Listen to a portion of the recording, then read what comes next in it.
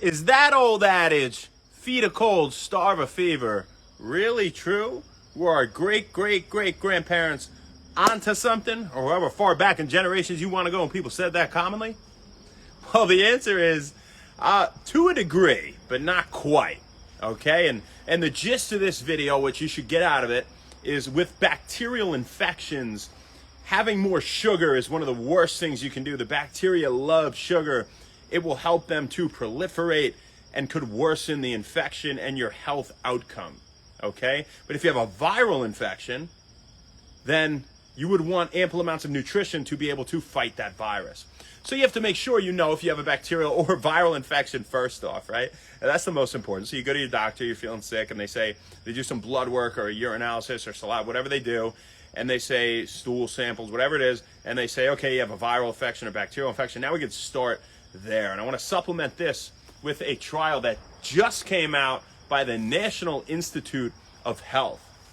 And what they did was they infected mice with either, and again, this is mice. This doesn't necessarily translate to humans, but it is some valuable information that, maybe can help us to have better health outcomes with viral or bacterial infections. They had a bunch of mice that they either infected with influenza, a virus, right?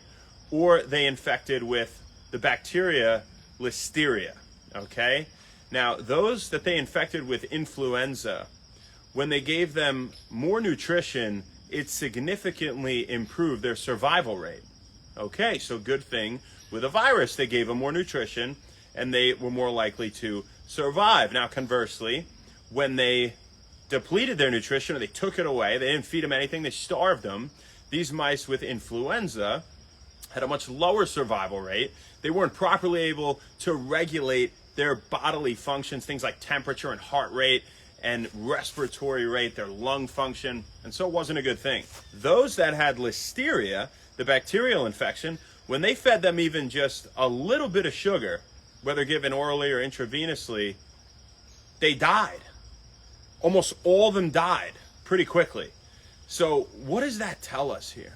Well, it tells us what we said in the very beginning of the video. If you have a bacterial infection, maybe fasting is not such a bad thing, right? Or at least making sure you're avoiding sugar, because majorly that's what they're going to love to eat. So when you eat, have good whole food that's not going to spike your blood sugar, right? Maybe more protein and healthy fats and fiber than having simple carbohydrates, right? Candies, cookies, cakes, breads, anything that's going to spike your blood sugar. And if you have a viral infection, sugar in itself isn't great for your health, of course, right? That rhymes. It could be a little saying here, Wen Wallace. Sugar itself ain't great for your health. But, having a little bit of sugar, having nutrition, robust amounts of nutrition in whole food, preferably. You still don't want processed foods or added sugars, any of that bullshit, right? But when you have a virus, could be especially helpful. So that's what we got for you guys today.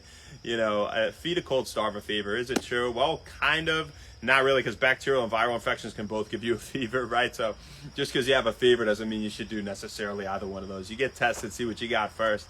And I hope it was useful. Take it to the bank with you. Now, what are the top natural supplements for boosting immunity in itself? Well, we have vitamin D. We have vitamin C. We have things like zinc, right? Those are all up there. Garlic was a top option last year. It's not as much this year, but it probably couldn't hurt. Powerful antioxidant allicin in garlic. We have things like vitamin E for the elderly, especially. We have local raw honey for allergies, Nigella sativa, palmitoyl ethanolamide, PEA for allergies, a lot of types of things like that. But really the vitamin D and the vitamin C are the big ones. Exercise. If you have some symptoms in your throat, sucking on zinc lozenges also would be a good thing to do. So, hope you guys had a great day today. Hope you're having a great day.